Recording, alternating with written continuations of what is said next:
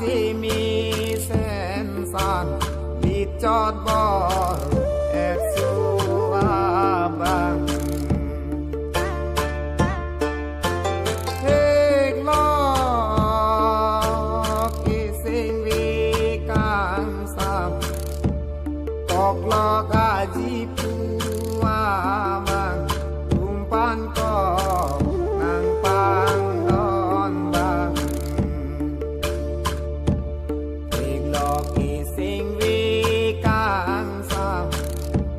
Long kua lang ka cuman sen suka por sulang sang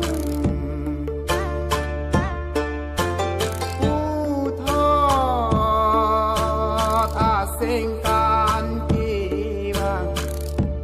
bor et jon pan thi rung kram bor et nang jua charnam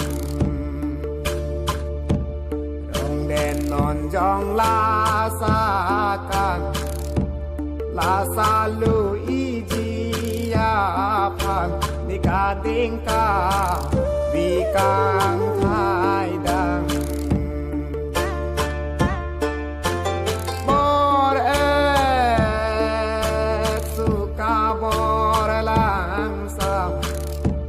kon san tang chu mang du kan ka ding vai đam nang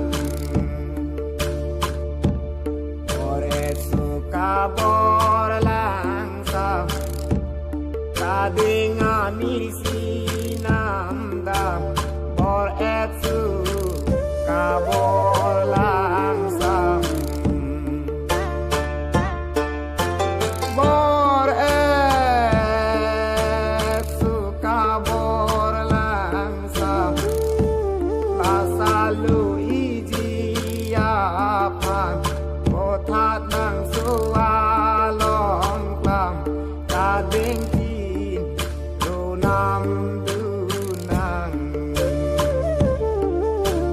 Upi de osar tirang